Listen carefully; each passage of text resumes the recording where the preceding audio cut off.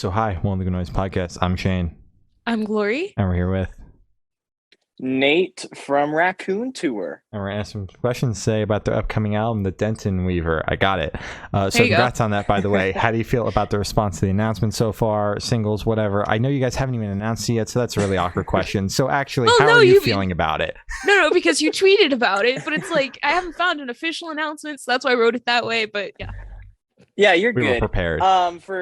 For the folks listening, I guess we're recording this on October 14th, so we Mhm. haven't released the music video or announced anything yet. I'm certain it's going to be a pretty positive response. At least I hope. I'm working on this for 8 years. I've been sharing it with a few friends, and the response from them has been overwhelmingly positive. So that makes me very excited and hopeful, and hopefully they're not just saying nice things because they're my friends. You know. Well, I listened to it earlier, and it was pretty fucking good. So we met about 5 minutes thank you. ago. So yeah, it Oh, was pretty good. wonderful. Yeah. yeah. It was very good. I actually really enjoyed it. So, Thank you. of course. So, is there any meaning behind the album name or cover art? Basically, the Dentonweaver is a loose concept album about a lot of the adventures that I went on as a teenager growing up in rural Idaho. And my first band, we always used to meet on a street corner. That's where their house was, Denton and Weaver. And I remember looking outside one day and I was like, that'd be a really cool name for an album. It doesn't really have a whole lot of meaning and significance beyond that. And I just think it sounds cool. Maybe some 14-year-old kid on Twitter will fill in the blanks for me. This is why it's significant. So I'm like, yeah, you are right. Exactly. That's exactly what I meant. And the album cover. The album cover. That's actually a really cool story. I grew up, my house had one story and then you had a bonus room upstairs. And I slept in the bonus room. So I just had this bird's eye view all the way down the street to this cul-de-sac. It's called Trophy Street. And basically, the album cover is the view I had from my bedroom. As in, I took a photo before I left that house. I sent it to Sarah Renyers, who's working as my graphic designer right now. She has the trees, the houses all in the same place. It's just a little fantastical, more fantastic than than it probably was. So it's a very intimate album because I spent 8 years writing this as I was going through all the stuff. This is my high school baby. You know, it's the album that I think I'd be obsessed with if I was 14, and that's always been the mindset going into it. All right. Well, Yeah. now 8 years later, it's finally coming out. Very Yeah. exciting. Holy shit, it is, isn't it? Yep. So can you tell us a little bit about your writing process for this album? Basically, God, that because I've been listening to your podcast. I'm like, they normally ask this. I'm very this, so I sorry to should hear have that you've smart been answers. listening to us. Yeah. Why? Oh no. Why? Oh no, I actually think you guys are wonderful. Thank you. I've Thank been wanting you. to come on this podcast for like the past year and a half. I think you guys are great. Remember when you followed us on Twitter? Basically, yeah, we've been mutuals for ages. Yeah. Basically, I'm sorry for that. Being my term mutual. I think we're Okay, sorry the for a lot of question things was- here. Yeah, Both are apologies very all preferable. around. Yeah. Yeah. Let's get apologies out of the way. Hi, I'm Nate. I'm sorry. Okay, on with the podcast.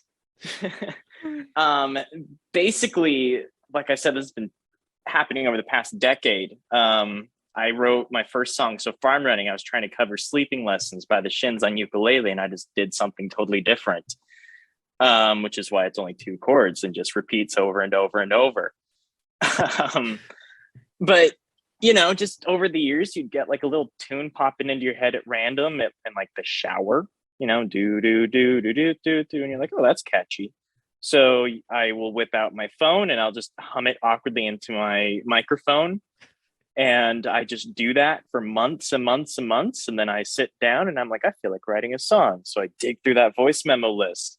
And I'm like, well, this sounds cool. And then I find something else. I'm like, this could be a cool bridge for this. And these turn into like Frankenstein monsters of different ideas. And I think that leads to more interesting songs, I guess. Normally when I listen to music, I can tell if someone just kind of forced an element in, like, is that the best thing you could have done? And I don't know. I worry about that. So I make a very conscious effort to keep things interesting anyway. I'm so terrified of losing people's attention. It might just be a YouTuber in me. I just worry that my audience is like a goldfish, and generally that leads to interesting content. I know people have longer attention spans, but gosh darn it, it just seems easier to fight and fight and fight and go overboard in that department. For sure. So yeah, the Frankenstein thing, just writing down little lyrical one-liners and stuff like that. Oh my God, you should see the things I had when I was 14 years old. Those get pretty bad. Oh my God. A lot of them did not make the album, thank God. Oh, that's so unfortunate. Man. Trust me. And so, yeah, I think with the Frankenstein, it's kind of just like a big scrapbook of a lot of different ideas, and then eventually just sit down and glue them all together. I think that's how a few of my friends do it too, and coincidentally, those seem to be the people who inspire me the most as well. All right. I like that. Solid. It sounds good. So I want you to tell us your favorite lyric off this album and the meaning behind it. Well, I was also expecting this question, and I've been mulling over it for like the past 3 days. They're going to ask me this. What do I say? What do I say? And I have decided, you know what? Gosh darn it. I'm the guest. I can bend the rules a little bit. I don't have a favorite lyric, nothing that I just wrote and I was like, dang, this is crazy, because everything kind of feeds off of each other. I think lyrically, it's not released yet. My favorite lyrical piece of content overall is Mount Hekla, which is on the album. It's not a single or anything, but it is just this really dense song where I don't think we repeat any lyrics. It's just a straightforward shot of a song, and the lyrics cover kind of this weird mishmash of romance, politics, mental health, and how the three kind of just bounce around in my head and in a lot of aspects of my life. And we kind of frame it through an old relationship I had. We're not together anymore, but I feel like the emotions and dynamics that we had are just kind of universal in everything else I do. I don't know. The album in my head is a lot more politically leaning than it probably sounds on the, outset. And it really delves into capitalism, not, picking apart theory or anything, but more so the practical stuff, what comes with, being gentrified out of your neighborhood, and the angst and the culture that comes out of that, and the instability in your relationships in your early 20s, and all the shit that comes with that. And, we adopt these far left leaning stances and that kind of thing. And I'll be the first on rooftops yelling, "Hey, let's torch Jeff Bezos." We literally have a lyric saying, shit, it's in one of the choruses, "Ignite billionaires like witches," is literally what we say in one of the choruses, in a little back and forth. It's so fun. But the thing is, am I really going to torch Jeff Bezos? Are any of us going to actually do something about this? I think a lot of this extreme rhetoric just comes down to this deep sadness that we all kind of have with the whole situation at large. And I feel like Mount Hekla is just kind of me word vomiting all of these random thoughts and kind of tying them with a love song, though. If it was just a straight love song, I probably would just cut it. But I think it had some, I think it had a little bit more depth. And I think it's my favorite lyrical piece of content on the album. All right. Perfect. Right. We'll take that answer. So how'd the track list for the album come about? Did you write the opener be the opener, closer be the closer? Just kind of shuffle it around. What was your process for that? shit. Holy shit. You guys just opened up Pandora's box Oh, and good you God. had no idea. Tell us everything. The track listing was surprisingly contentious. I knew, shit, this is another weird thing I do that I don't know anyone else who does this. I make playlists in Spotify and I find a song that I feel matches the vibe or feeling or energy of a song I'm working on, and I just put it here. And I find a different song, and I'm like, okay, so this is the So Far and Running song. I use Sleeping Lessons probably. This is the Mount Hekla song. I'd probably use Fake You Out by 21 Pilots. And I just compile the track listing like that so I can visualize it before I've even heard the music. And then I think of it conceptually and thematically, and I'm like, okay, this. I get very in-depth. I wrote essays and essays. And when the time came for me to pitch everything to the record label, I was like, okay, this is why it's going to be this, and this is why everything, there's lore, there's a fucking 60-page manga. Yeah. It needs to be like this. And, they listen to it, and they're like, yeah, but we want the fun song first. Yeah. No! Oh my God. And we talked about this for months and months. And to be fair, I don't think I did a very good job communicating to my record label how strongly I feel about this stuff. Probably in their eyes, because I didn't make it super clear until one meeting. They thought this was just a fun collection of songs I wrote, but I'm like, no, we literally have a lore Bible that's 60, 70 pages long, describing every song, how they play off of each other. We have the plot lineup for a graphic novel, if I ever wanted to make one, that goes in depth. And I said, holy cow. And I just sprung this on my poor record label one day, and they were like, holy shit. Like, what did we get ourselves into? I told y'all. Yeah, so track listing. We came up with a compromise that I'm pretty happy with. We are going to do the Spotify cut, Apple Music, all that jazz, and we're going to do a director's cut. So we're going to have one version where, let's just say someone is fucking around on TikTok, they hear a song. So, Sorry Sarah did pretty good. That was pretty exciting. They find a song, they listen to us on Spotify. We have one track listing that's just like, this is fun to listen to. Mm-hmm. But if you buy the record on vinyl or Bandcamp or something, you will be getting the director's cut, which will be my preferred track listing that is totally manga appropriate. Mm-hmm. And yeah, I don't know of any other band that has ever done that, I guess. No, I've never heard of that. It's going to be a fun experiment. I want to see, I don't think everybody really gives a gosh darn hoot about what my dumb characters are up to in this crazy overarching story about class warfare and the, relation, blah, blah, blah, blah. No one gives a shit about that. Or not a lot of people give a shit about that.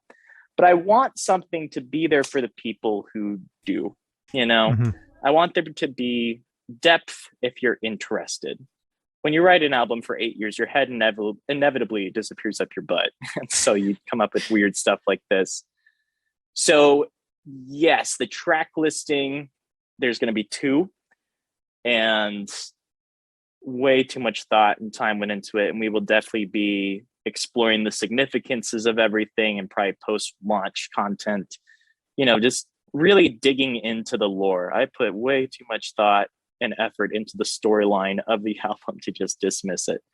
Okay. That's fair. Now I'm interested. I'm going to assume that the stream we got was the Spotify cut and not the director's cut. Now I'm interested to know what the director's cut is.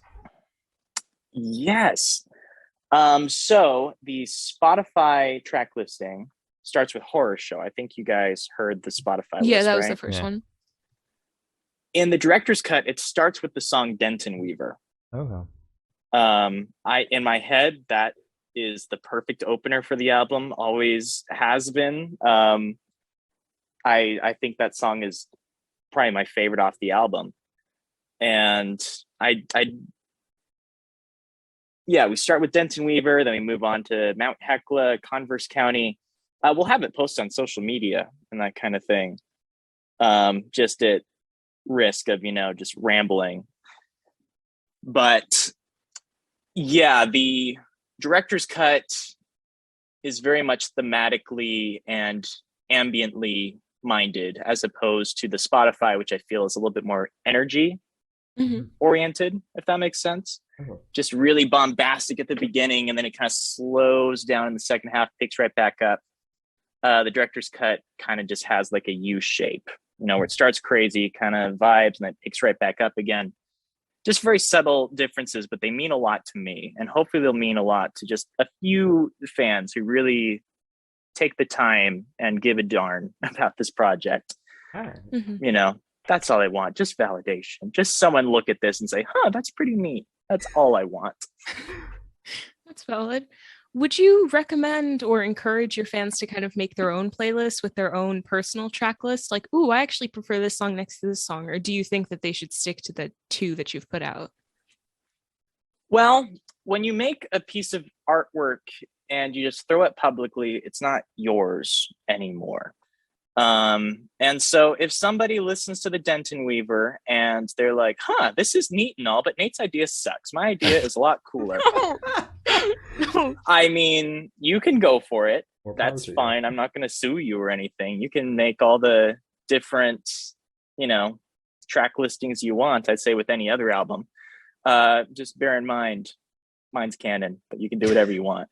Yeah, you got a point. Yeah, I'm being tongue-in-cheek right now. I guess all that to say, it's not something that I really have in mind. In my head, it's a little bit more closed and shut and you're done, straightforward. But if someone really takes the time, digs into it, and finds something else that works for them, that they get a lot of meaning out of, I say the hell yeah. That just means you're paying attention. I'm really flattered.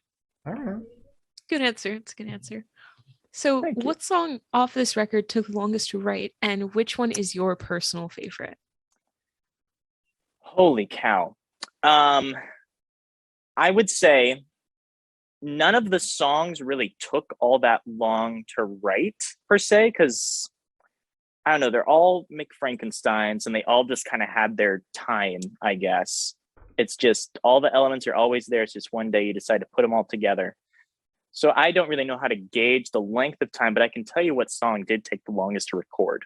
It was Dentonweaver, which is going to be our second single. So folks will be able to listen to it not long after this podcast comes out. But holy cow, that song is full of jazz chords and tons of dynamic, weird changes. It's all over the place. It's like 5 minutes long. It's a behemoth of a song. It is intense to play, and it was even more intense to record. It was a very arduous journey, and we wound up re-recording it like 3 or 4 times. God damn. One time, I'm not happy with the tone. Another time, I'm not happy with this performance. Another time, it's just too slow. And I feel the last time he really nailed it. Did I mention that we've recorded this album like 3 or 4 times? I probably just dropped that, didn't I? We've re-recorded this album 3 or 4 times over the span of 3 years or so. Well, like I said, I've been writing this for 8 years, and I have such high expectations for this project. And I've just been hyping it to the moon and back since like 2018. Well, it's almost 2022 and it's finally coming. Yeah. The thing is, I have a YouTube channel with 316,000 subscribers, and I get really nervous about putting things on there. If it's going to be seen by that many people, it needs to not be, perfect. And we just haven't been able to get it to my vision of perfect yet, until we were finally like, fuck it. We're going to New Jersey. We're working with an amazing producer, engineer, Brett Romness, who also worked with the Front Bottoms, brand new, rest in peace, McCafferty, super rest in peace. he worked with a lot of the emo bands I listened to growing up, although a lot of them are canceled now. Oof, darn, bad decisions. And but he was amazing, fantastic. He'd been working on this with us for years and years too, so he kind of knew what he was doing. I'd say our recording sessions in New Jersey last November were just the perfect storm of, we know what we're doing. It's just a matter of getting it done. It's no more fanoodling around in the studio anymore. We're here to get shit finished. Oh.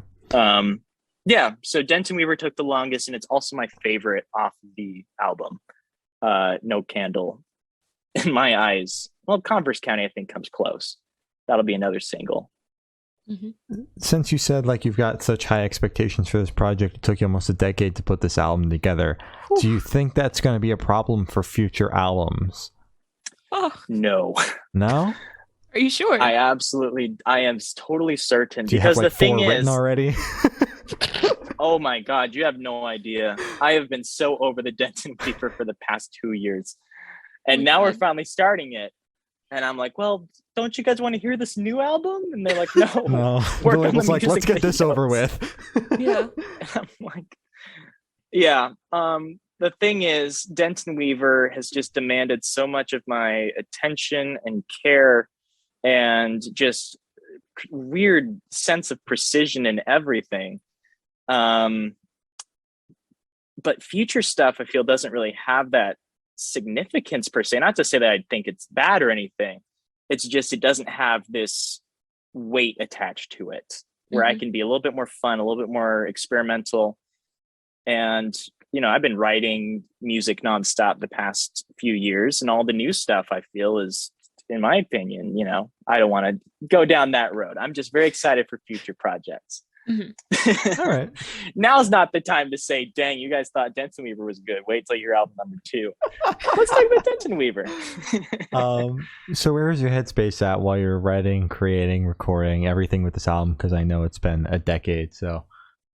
Where has my headspace been over the past 10 years? Mm-hmm.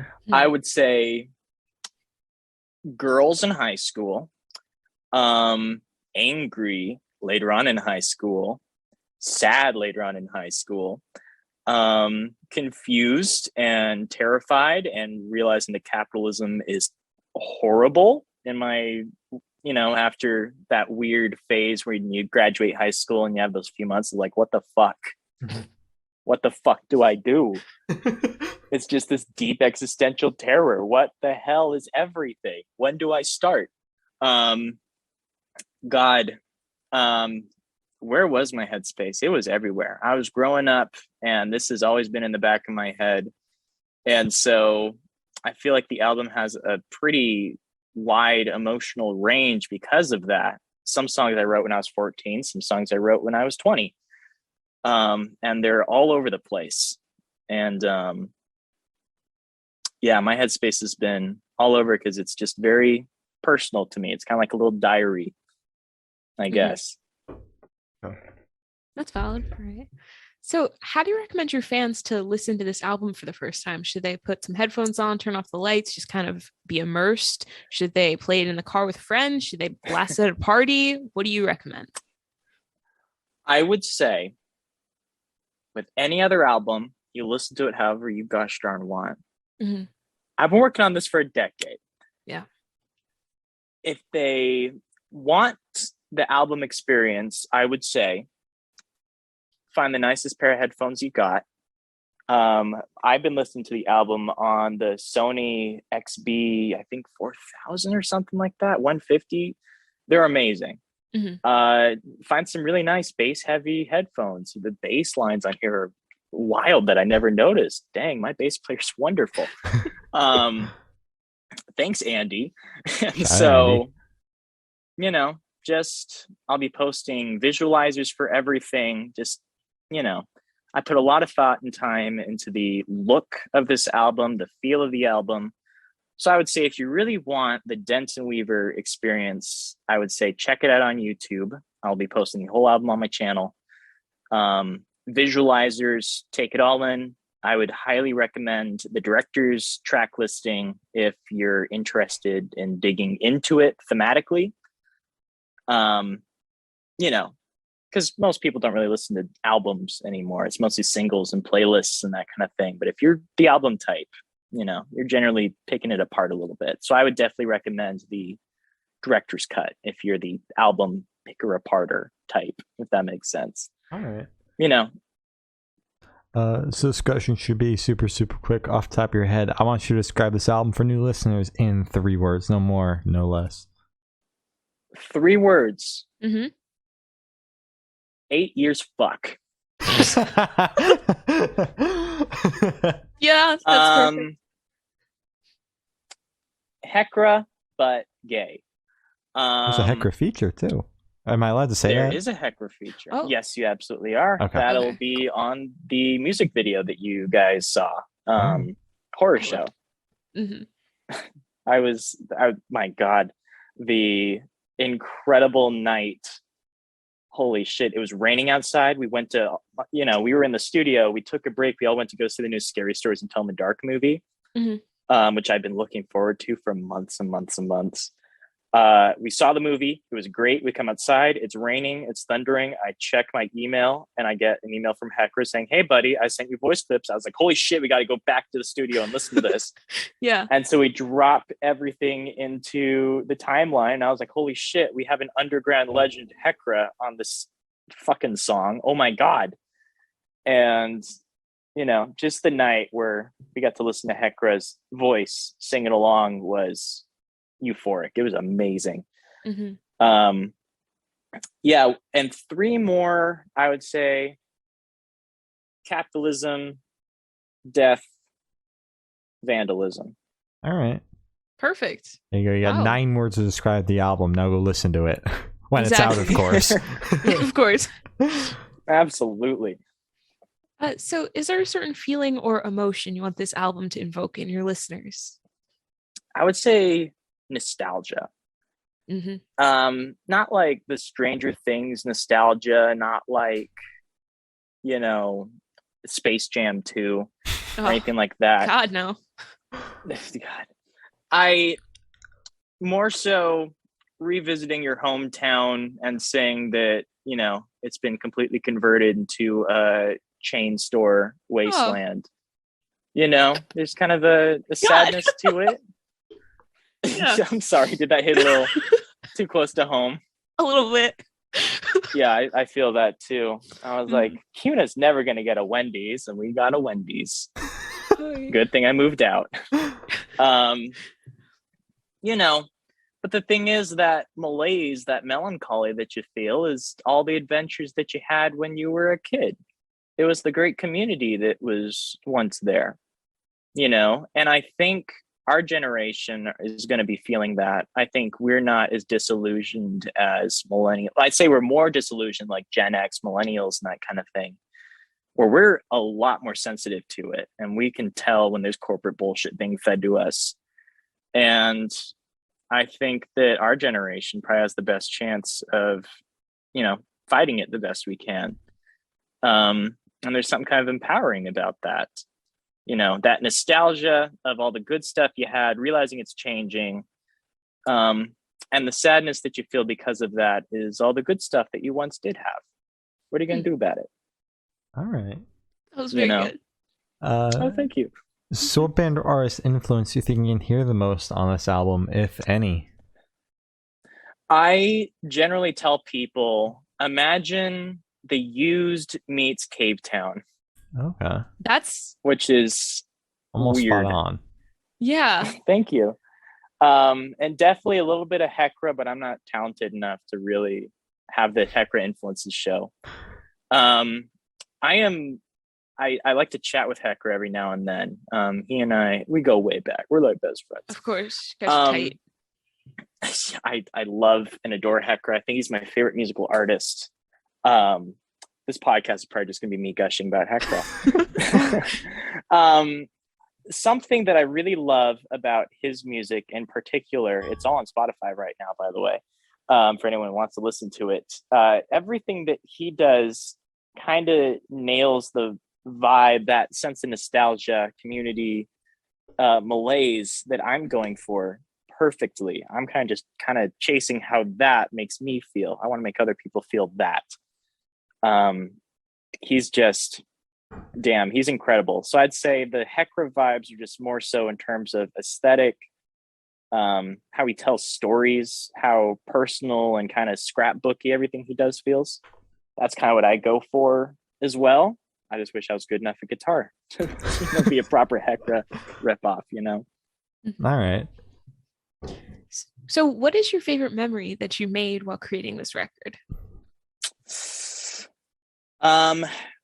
Boy,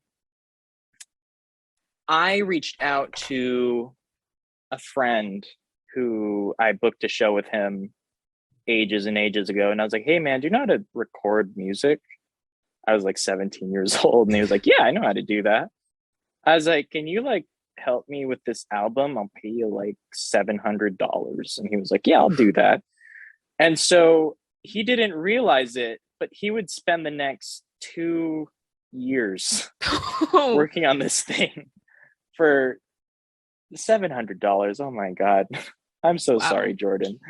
And the thing is, we wound up spending a lot of time together. We wound up bonding and creating a really great friendship. You know, we used to be a really, you know, an acquaintance, and getting to know him, getting to know the community that he was a part of. Everything we did was in his hometown. It was like an hour and a half away from my house. And I didn't know how to drive. So he would drive all the way to my place and then all the way back. This man is an angel and a saint. Jordan Thornquist is an amazing, brilliant, phenomenal engineer, producer, performer, and friend.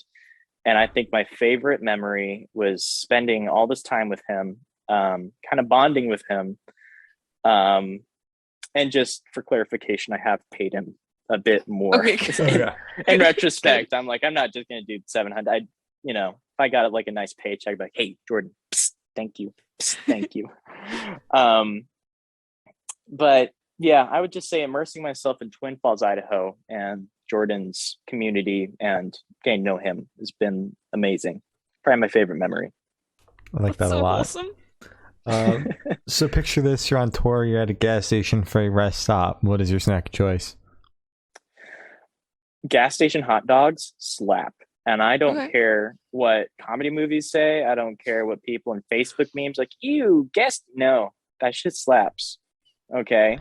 Like, they have everything you need to load that motherfucker up. I'm not going to buy fucking relish and put it in my fridge. I'm going to Jackson's. They have it. Awesome.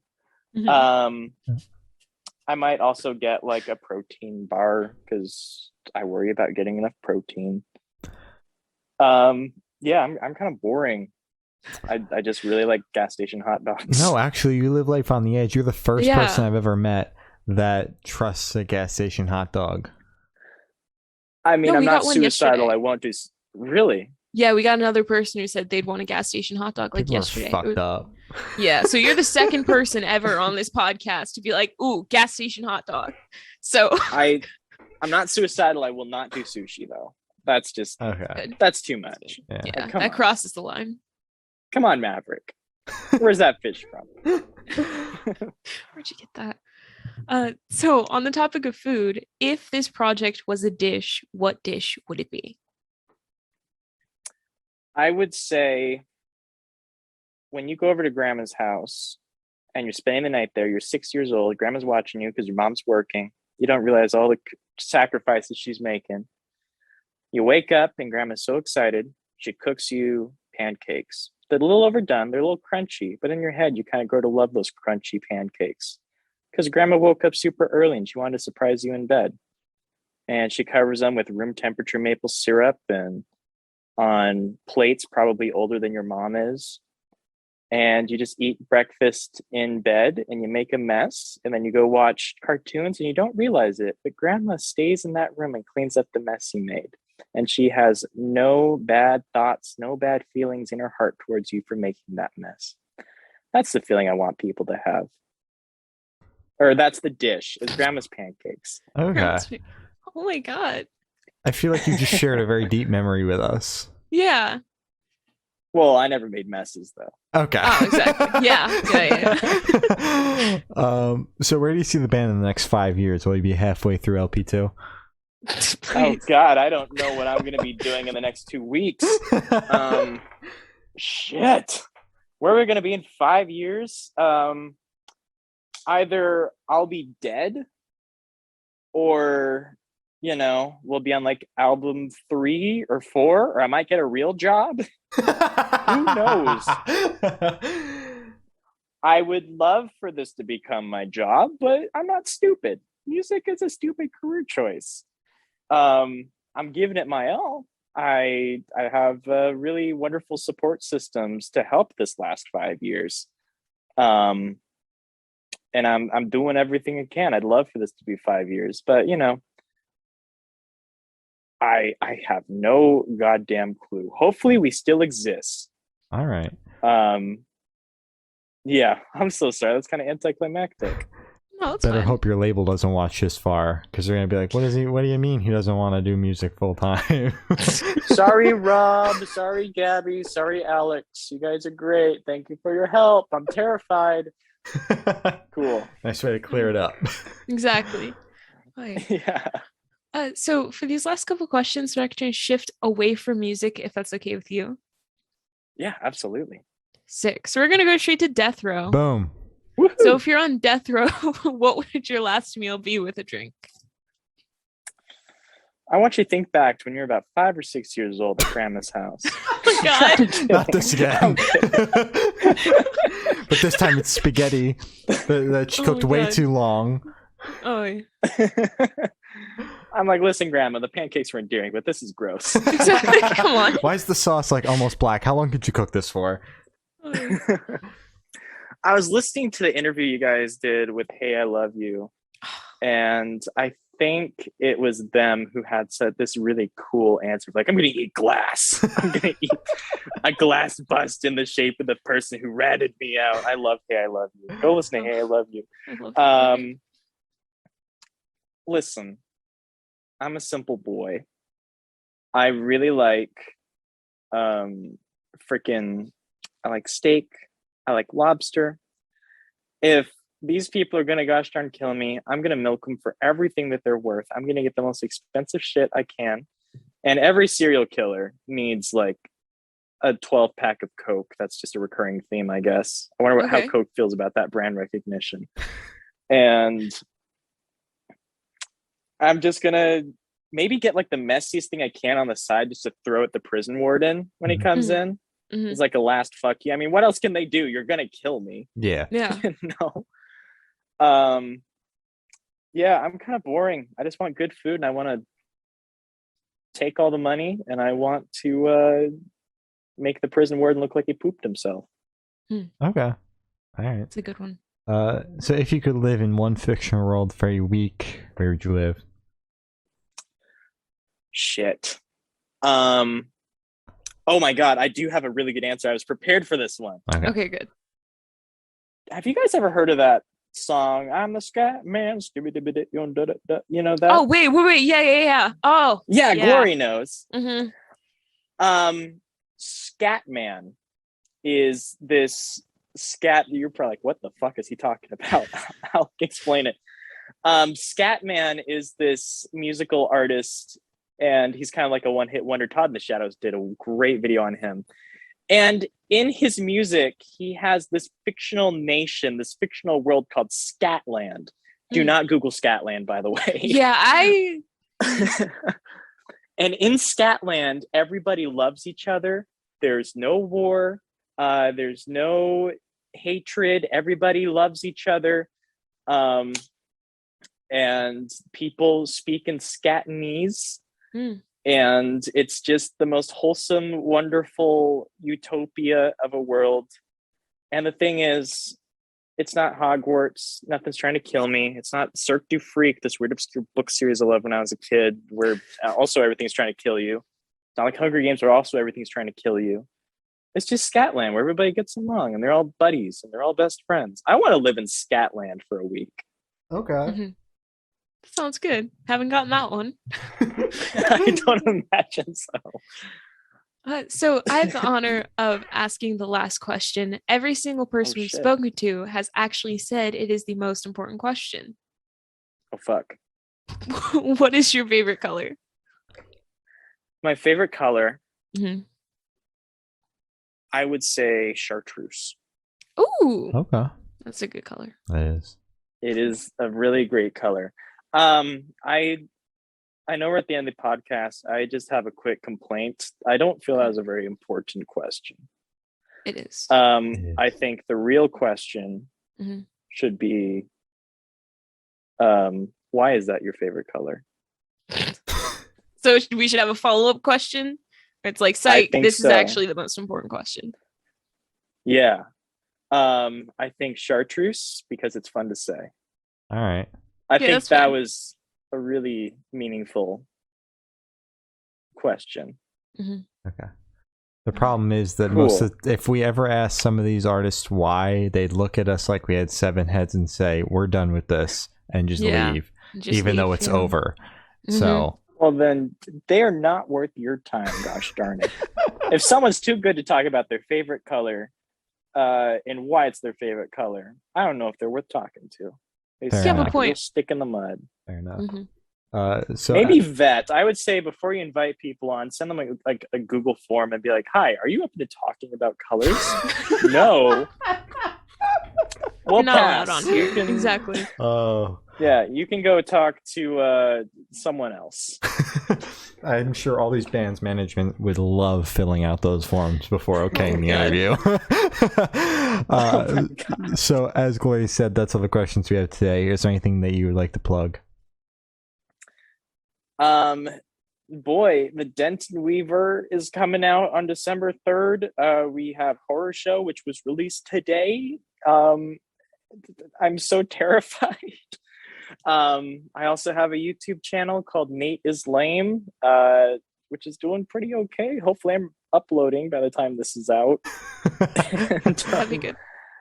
I also want to plug this really cool podcast called Good Noise. It's wonderful. It's doing wonders for the DIY scene, and I think they're a very valuable asset that we're all lucky to have. Thank you. We appreciate Thank it. you. Yeah. All right. Well, thank you for sitting down with us. It's been Nate from Raccoon Tour, and we've been the Good Noise Podcast.